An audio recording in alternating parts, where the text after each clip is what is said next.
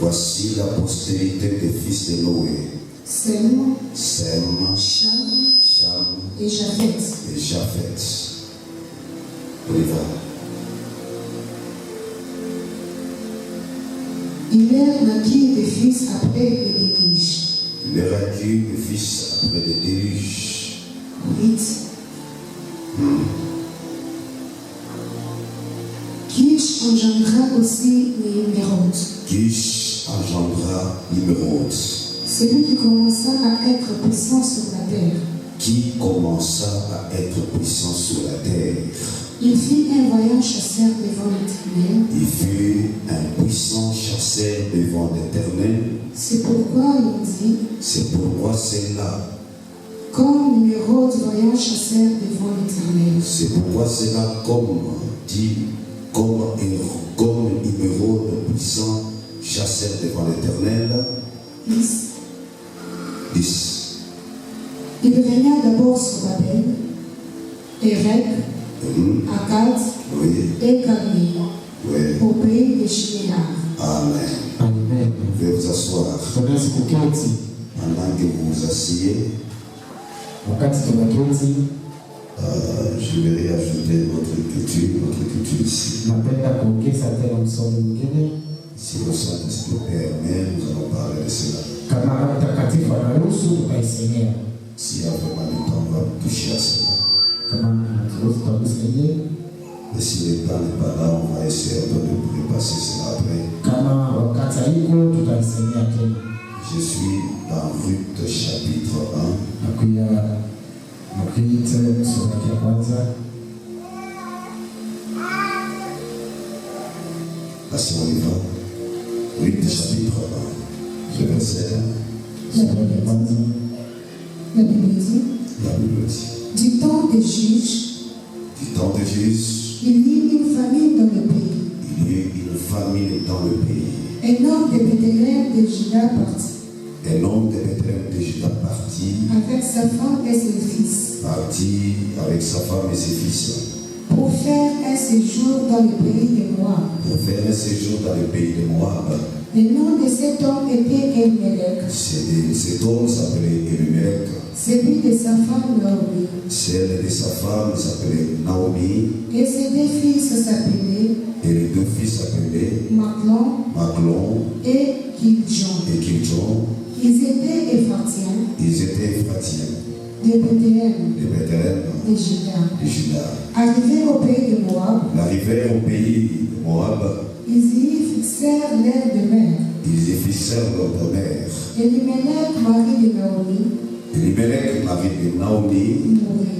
mourut. Et elle resta avec ses deux fils. Et elle resta avec ses deux fils. Ils prirent deux femmes moabites, Ils prirent tous deux femmes moabites, dont l'une se nommait Orpa dont l'une s'est nommée Orpa, et l'autre Ruth.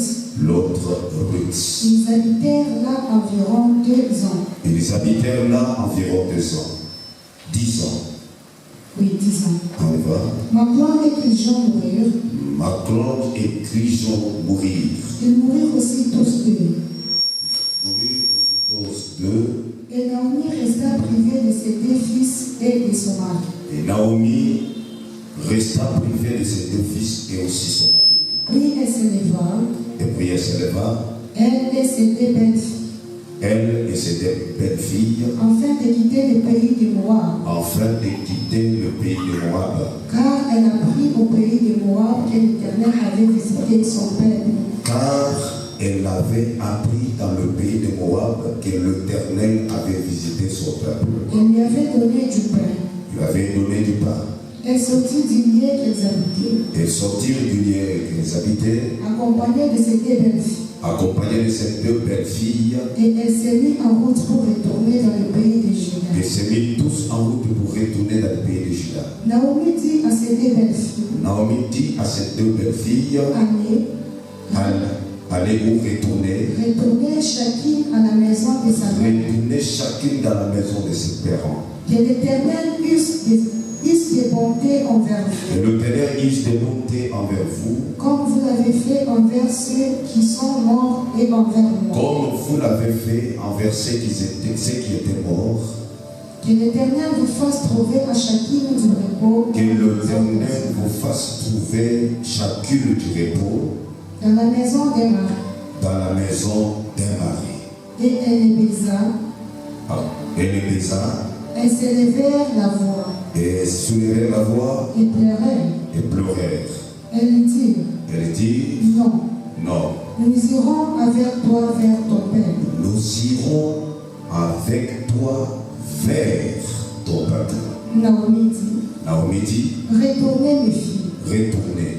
Pourquoi viendrez-vous avec moi? Pourquoi viendrez-vous avec moi? Ai-je encore dans mon sein des fils qui puissent devenir vos maris? Ai-je encore dans mes seins des enfants qui puissent devenir vos maris? Retournez mes filles. Retournez mes enfants. Allez, Allez, je suis trop vieille pour me marier. je suis trop vieille pour me marier. Tu peux nous arrêter par là. Que Dieu bénisse la lecture de sa parole. Amen. Amen. Amen. Amen.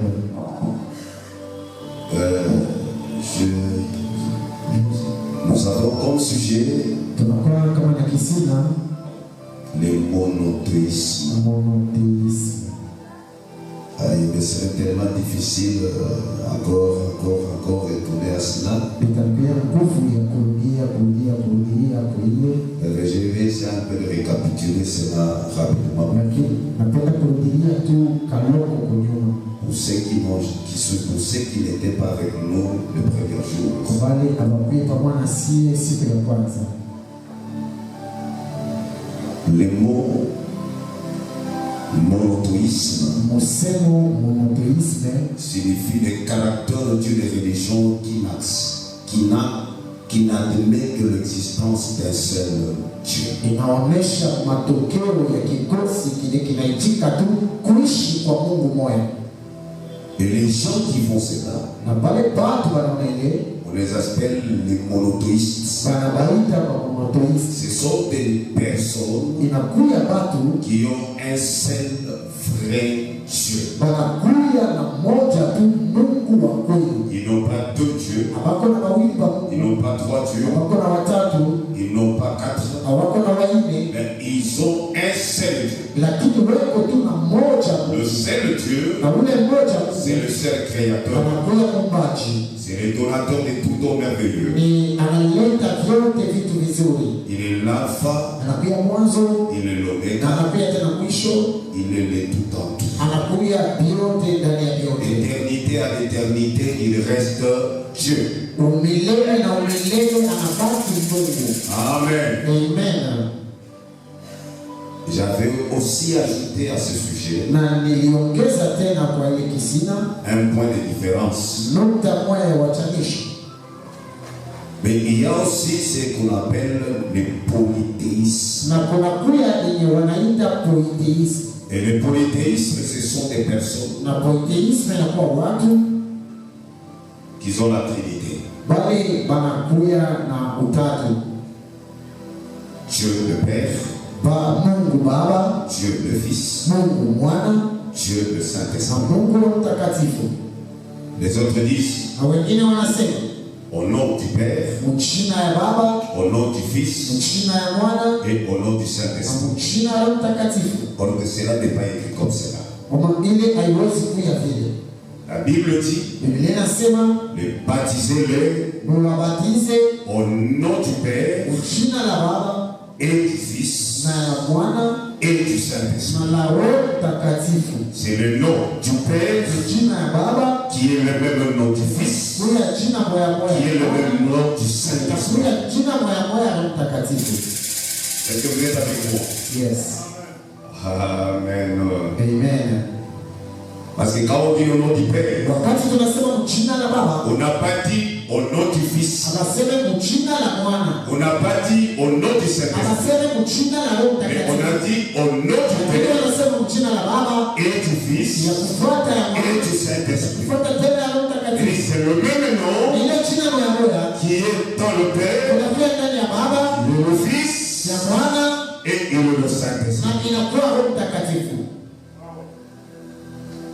Et je vous avais dit que Na ndio pale niliwaambia c'est le travail, ce sont des travails. inakuwa makazi.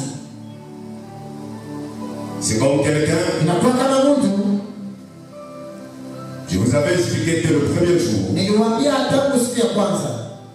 je suis docteur. Ninakuwa daktari. Moi-même qui suis docteur, Mimi mwenyewe nakuwa daktari. quand j'arrive à l'hôpital, Wakati nafika kwa on hospitali m'appelle docteur. wananiita daktari. Docteur, Daktari ce n'est pas mon nom, haiko jina langu, mais c'est le fonction que je suis en train de faire. lakini ni jina ya kazi inakuwa inatumika. La même personne, Mpaka mtu mmoja quand je quitte le cabinet, wakati natoka je vais à la maison, naenda nyumbani, mes enfants viennent watoto wangu et wanakuja ils disent bonjour papa, wanapokelea salamu baba, bonjour papa. salamu baba Pour mes enfants, kwa watoto wangu je suis papa, na pia mais baba, pour mon épouse, lakini kwa mke wangu je suis chéri. na pia bwana. La même Mtu seule mmoja personne travaillant anatumika dans 3 dispensations différentes. ni makazi tatu ya kuachana. Il a été le père, Alikuwa baba comme je peux vous dire encore. mpaka tunatawajia tena. Le premier trône était au ciel. Kiti cha enzi cha kwanza kilikuwa mbinguni. Le premier trône était au ciel. Kiti cha kwanza cha enzi Le kilikuwa deuxième trône était en Jésus. na enzi ya pili ilikuwa ndani ya Et Yesu. le troisième trône Na enzi ya tatu est en vous. inakuwa ndani mwenu. Le même Dieu, Mpaka Mungu mmoja là-bas, kule dans l'Ancien Testament, kuna magano la il était le Père, le trône au ciel, kiti cha enzi avec kilikuwa Jésus, le même Dieu, Mungu mmoja en Jésus, ndani ya Yesu. et au troisième, à la troisième dispensation, Kazi ya tatu le même Dieu mpaka Mungu mmoja vient en anakuja vous. ndani mwenu. Je vais essayer un peu de vous choquer. Na pale nitapenda kabisa kuwaumiza. Je commence déjà à choquer. Naanza kuumiza. Le Dieu que moi j'adore, Mungu mwenye mimi ninaabudu il n'est pas au ciel. asiko mbinguni. Et le ciel, ce n'est pas ce que vous voyez. Mbingu haiko hii tunaona. Ça, ce n'est pas le ciel. Ile iko mbingu. Ça, on appelle ça en français le cieux. Ile Kifaransa wanaita ciel. Mais le ciel, Lakini c'est mbingu une yenyewe dimension. inakuya kipande Parce que cette dimension na ile kipande peut être ici, hawezi kuya hapa ici avec nous. hapa pamoja na Mais sisi. je suis ici. Lakini kwa C'est pourquoi la Bible dit, Ndipo Biblia inasema étant assis, anaketi mais étant en même temps lakini kwa dans le lieu céleste en Christ. anakuya tena mbinguni Et ndani. nous sommes assis dans l'église. Lakini tunakuwa ndani Au ya même kanisa. moment, nous sommes en train d'adorer Na wakati mmoja tunaabudu dans une dimension céleste. ile tena kiwimo cha La dimension céleste, na kipimo cha c'est ce mbingu. que nous appelons le ciel. Jole tunaita mbingu.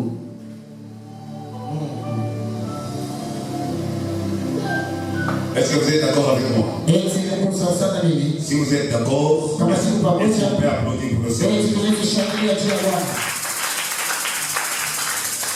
J'avais dit que tout commence au ciel. Nilisema yote yanaanzia mbinguni.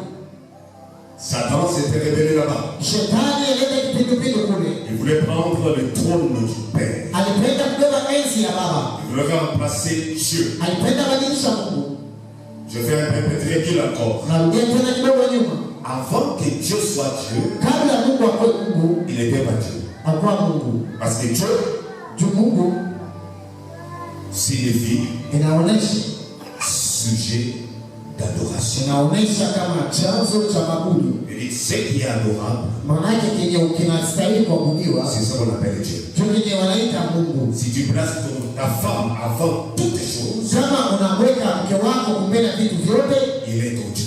anakuwa Mungu wako. Si tu places ton travail avant toutes choses, Kama unaweka kazi yako mbele ya le vyote, travail devient ton Dieu. kazi inakuwa Mungu wako. Est-ce que vous me comprenez? Eti unasikia? Mais avant qu'il soit Dieu, Na kabla akuwe Mungu, il était El Ela Elohim. alikuwa El Ela Elohim. Un esprit Roho qui était seul.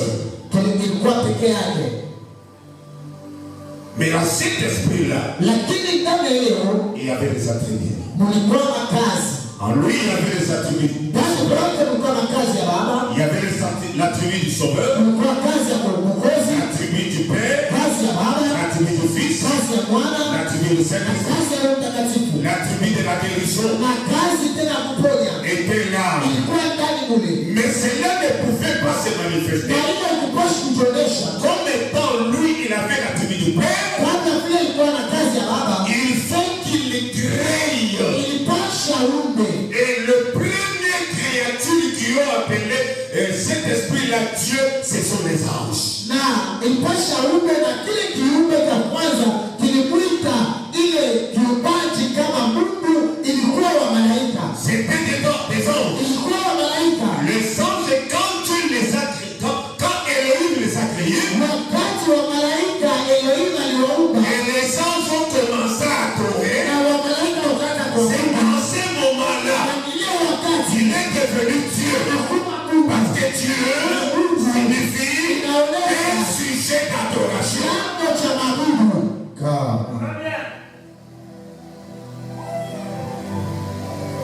Tout a commencé au ciel. Yote ilianzia mbinguni. Je dois faire passer des choses pour n'arriver à se rattraper. Nitatamka vitu vya kufika. Eh bien, le livre de la Genèse, Kitabu cha Mwanzo c'est le livre du commencement. kinakuwa kitabu cha mwanzo. C'est parce qu'il y a des gens qui ont déjà écouté ce que j'avais dit. Kunakuwa watu walisikia nilisema. Je peux poser la question parce que je suis en train d'enseigner. Swali kuhusu ninafundisha.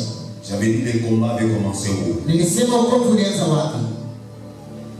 Frère, Ndugu, au ciel, wokovu ulianza kwa mbingu. entre Satan Katikati ya shetani avec son groupe na kikosi chake et une grande partie des anges na kikosi kinene cha wamalaika qui s'étaient rebellés contre. wenye walienda kipindupindu, Il y a eu maintenant la guerre na kukakuwa tena ugomvi au ciel. kwa mbingu tu.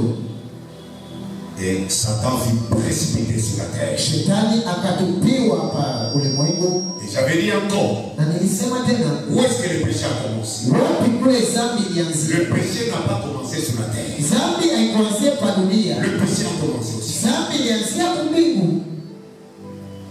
Le projet de Satan, Na mafikiri ya shetani, niko nasema mchinu kwa tumisikie, projet venait de Satan au Vichy. shetani projet ya shetani kwa nini? Satan projet wenda Shetani projet yake kwa shule zambi mkwasa ya somba. alipashe Mungu pakiti ya enzi na yeye ikali. Ikala ni bantu kwa olokukuleleya. Akuye na bantu pale wako na mwabudu yeye. Yo mubanja mitapikacha kwa kujuru. Na kule Mungu anaanza kumbingu. Mwana tachitu pachile na chabaje mumba toka kulisema lwenda boku na vita entre grupu wenda ni grupu wa Mikaeli. Anabeba kipande kinene cha malaika juma fanye vita katikati ya grupu yake na grupu ya Mikaeli. Alors que le côté Mikael c'était fort. Sasa kukamba Mikaeli walikuwa nguvu. Ils étaient forts pour eux. Walikuwa nguvu tu ya Parce que Dieu était de leur côté. Mungu alikuwa pande wao. Et Satan fut précipité sur la terre. Shetani akatupiwa pa Et udongo. quand il vient sur la terre, Pale anasema udongo. Dieu a voulu projet wenda. Anakuja pale na ile projet yake. Kuimubaisha katika kuchungua. Anatoka kwa kumbingu. Mtukuweka basi wa kuloba. Anashuka kwa dunia. Kwa kumpira projet wenda. Tunatimiza ile projet yake. Kuimubaisha kuchungua. Anatoka kumbingu. Kwa basi wa kuloba. Kwa dunia. Kwa mwana wa zambi basi wa kuloba. Mtoto wa Mungu hapa chini ya dunia. Kwa yeye kuna mshinda kupatia. Kuba sisi. Amen. Wachi Juu ya nini? wamanda kaba kazambi. Anapenda kwa fashi ya Mungu. Kikabajana na tu. Anakuja. Mepo akunkui bamukungui na mtu zambi. Lakini juu bamwabudu wamwite Mungu. Et c'est pourquoi il pervertit tout. Na njoo pale alianza geuza na kubadilisha yote. Et nous avons lu Na tulisoma il est dit que na inasema Satan, shetani il était près de Dieu. alikuwa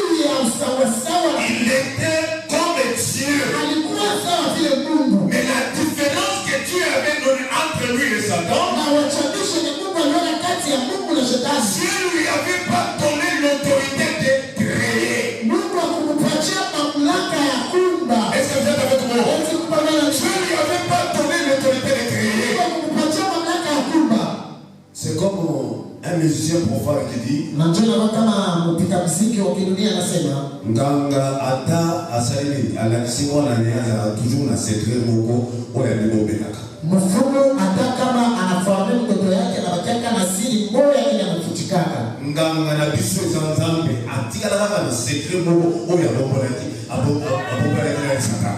Mfumo wake pia ni Mungu ule anakuwa siri moja ile anafutikana shetani. Amen. Amen. Secret wana izani Na ile siri ni nini? ezakokela. Inakuwa kuumba. Satan ne crée jamais. Shetani haumbate kamwe. Il ne peut jamais créer. Hawezi kuumba. Le seul créateur, c'est Dieu lui-même.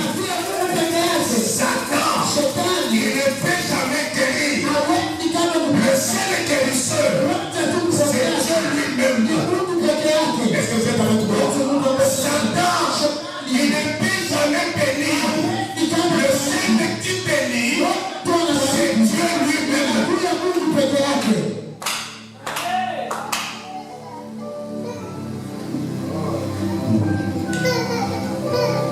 Le mot Genèse signifie. Le mot Genèse signifie le commencement. Et puis, tout commence dans la Genèse. Le mal commence dans la Genèse. Le bien commence dans la Genèse.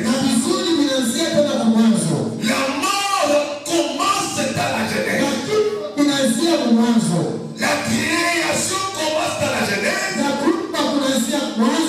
Chaque religion a commencé dans la Genèse. Chaque esprit a commencé dans la Genèse. Parce que le combat avait déjà quitté le ciel. Nous sommes maintenant dans la Genèse. Et quand nous sommes dans la Genèse, la Genèse signifie le commencement. Le commencement du diable et le commencement des dieux sur la terre. C'est pourquoi je vous avais dit. Je vous ai dit hier, il y a les deux livres. Les deux livres de la Bible. Et le diable n'aime pas. Le diable n'aime pas quand vous le lisez. Le diable n'aime pas quand vous prêchez sur cela. C'est la Genèse, c'est l'Apocalypse. Et dit la Genèse montre comment est-ce que le diable a commencé. Et l'Apocalypse nous montre la fin de Satan. Comment est-ce qu'il sera lié et il sera jeté dans le feu. Ce sont les deux livres et le diable n'aime pas.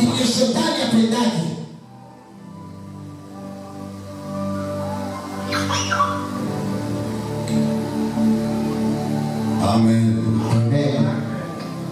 Amen. Amen.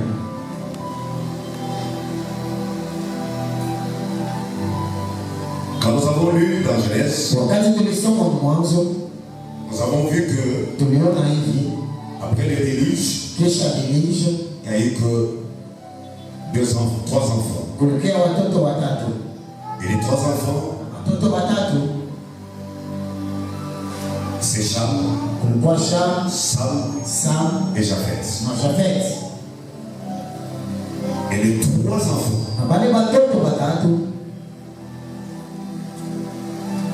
c'est au travers de ces trois enfants qu'il y a ce que vous voyez aujourd'hui. Nous tous, il n'y a que trois races. Les trois races, c'est ce qui vient de ces trois enfants de Noé. Parce qu'après le déluge, les autres étaient des cadavres. Ils étaient morts. Mais seules 8 personnes qui étaient entrées dans l'arche. Noé et son épouse. Les trois enfants de Noé avec ses épouses. Avec leurs épouses. Et quand ils sont sortis, regardez Dieu ce qu'il fait. Ils n'ont pas commencé à mettre au monde dans l'arche.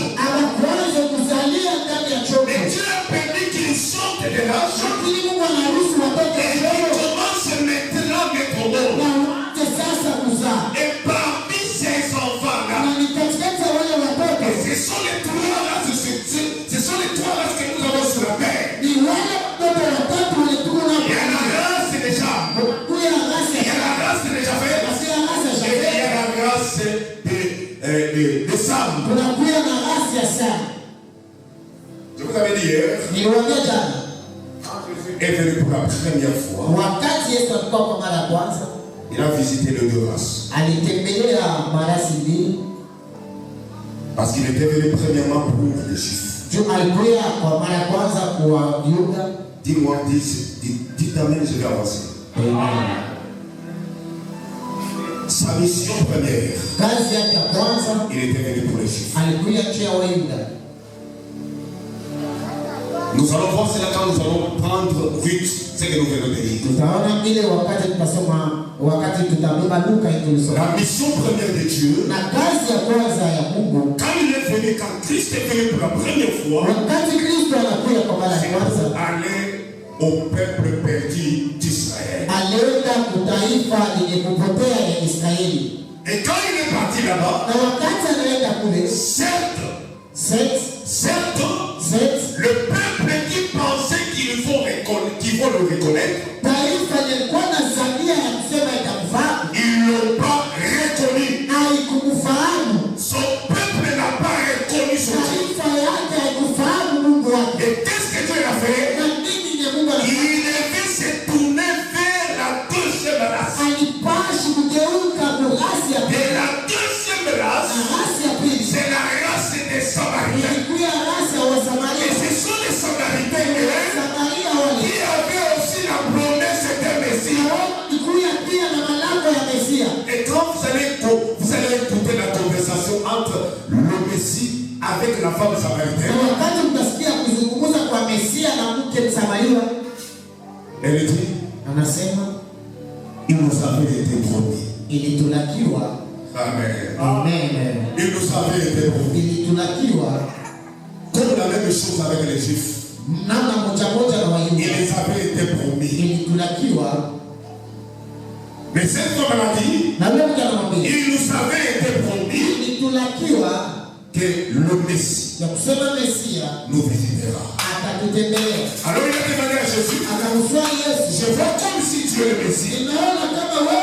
Et Jésus a dit, je ne suis ni que de là. Et c'est là la femme a jeté la crise. Amen. Pourquoi? Parce que les Samaritains avaient aussi la promesse de Messie.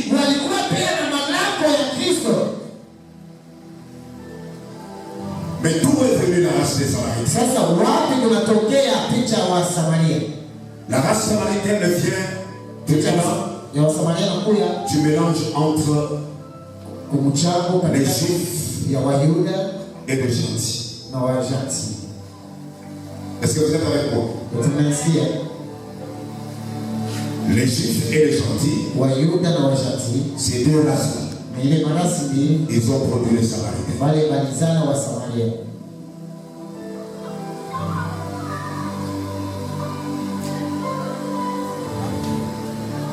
Maintenant vous allez voir. Je vous ai dit, parmi les enfants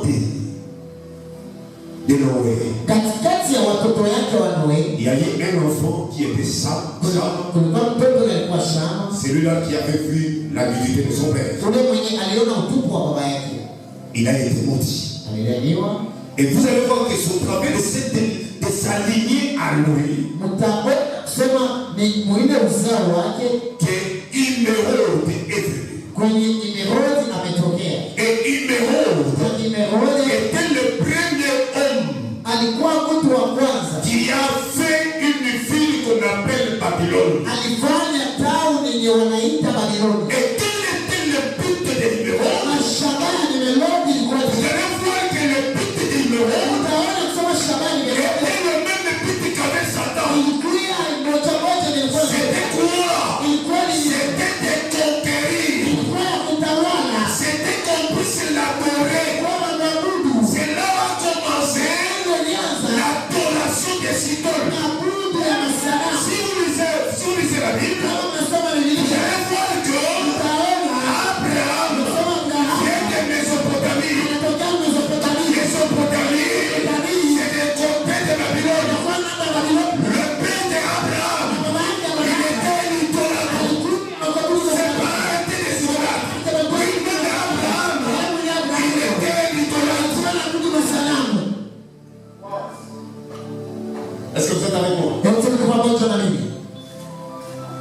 Mais Abraham a été tiré de l'idolâtrie. C'est pourquoi vous allez écouter. Dans la vocation d'Abraham, Dieu lui dit quitte ton pays. Quitte ta patrie. En d'autres termes, quitte l'idolâtrie. Quitte l'idolâtrie.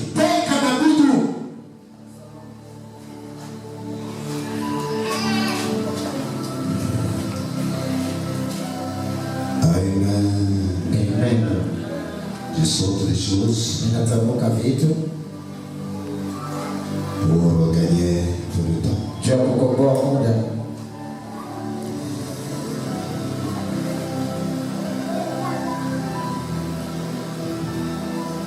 Il n'était qu'un chanteur. Chanteur, Wokshate, côté Iran. Là-bas dans la ville de Ur, il était descendu dans la vallée de Shinéar, ayant quitté la tour de Babel. La tour de Babel, l'adoration des idoles. Et c'est la première fois où le nom Babel a été signalé dans la Bible. Vous allez voir que le nom Babel a été signalé au commencement dans la Genèse. On a parlé de Babel au milieu de la Bible. On parle de Babel à l'Apocalypse. On parle des Babylone de la grande comme un mystère. Un mystère. Le mystère de la Babylone de la grande. Amen. Là, l'Apocalypse, il n'est pas seulement Babylone, mais à l'Apocalypse, on parle de Babylone la grande comme un mystère.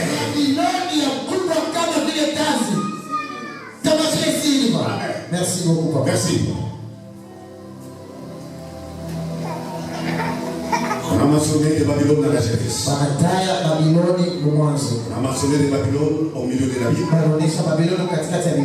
Et à la fin, on a parlé de Babylone. Babylone, c'est le commencement de l'adoration des idoles. Dieu le Père, Dieu le Fils, Dieu le Saint-Esprit. Babylonien.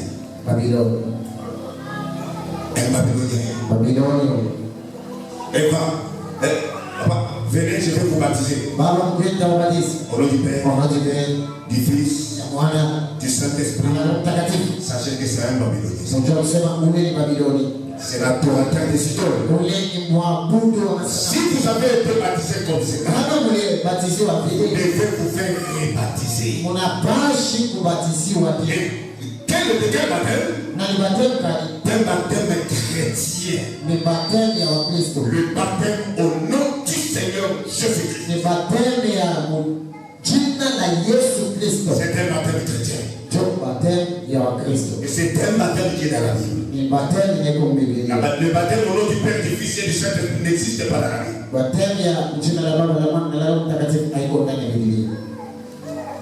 Amen.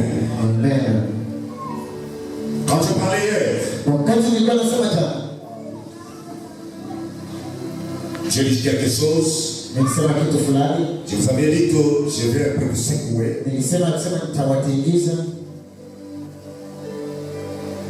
La Bible dit, Jésus dit, il a regardé le temple. Il dit, détruisez-moi ce temple, je le reconstruirai dans 3 jours.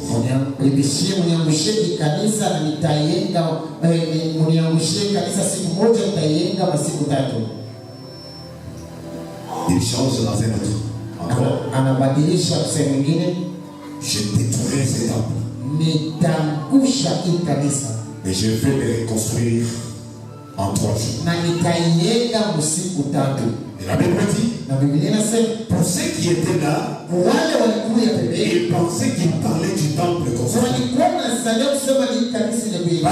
Temple de Salomon. Na kanisa Salomon. Si je m'abuse pas, avait été construit pendant 40 ans, je pense quelque chose. Na kama misele kipindupindu iliyekewa na miaka makumi. Et ils ont commencé à se dire. Na wakaanza kusema. Comment un homme comme ça?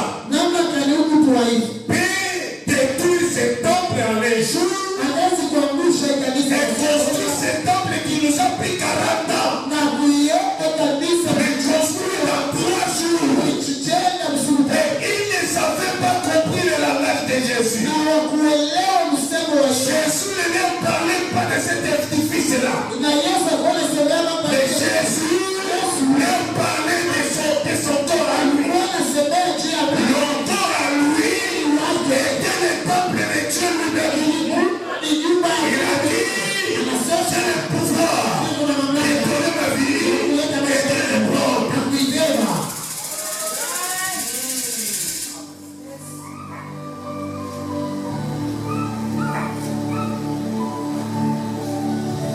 Dans 3 jours. Et quand nous allons dans l'Ancien Testament, nous allons voir Jonas faire 3 jours dans le ventre. 3 jours, 3 nuits, dans les seins du gros poisson. Et quand nous venons dans le Nouveau Testament, là où nous ramène dans l'Ancien Testament, comme Jonas avait fait 3 jours et 3 nuits dans le ventre des gros poissons,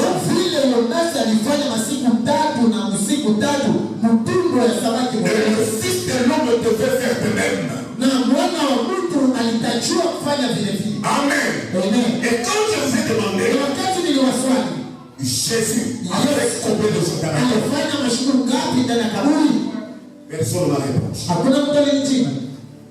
Je vous avais dit, je vais vous choquer. 3 jours. Lui-même a parlé de 3 jours. Jonas a parlé de 3 jours. Effectivement, il avait même promis ses disciples, je ferai 3 jours. Et puis je vais ressusciter. Amen. Mais, comme la parole de Dieu ne faillit jamais, alors que dans l'Ancien Testament,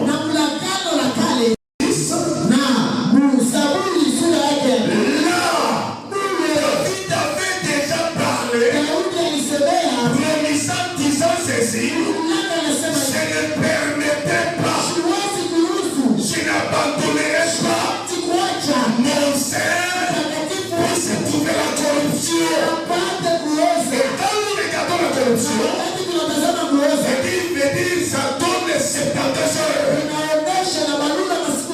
Et 72 heures, c'est 3 jours. Et Jésus n'a pas fait 72 heures.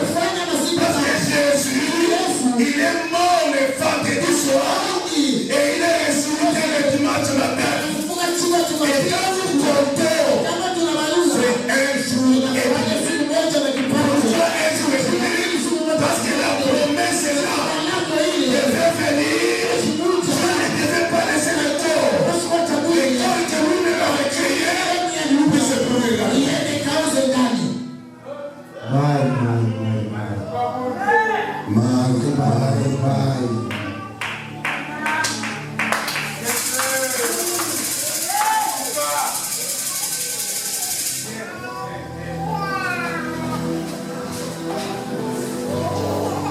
Il a fait 3 jours. C'est la parole de Dieu.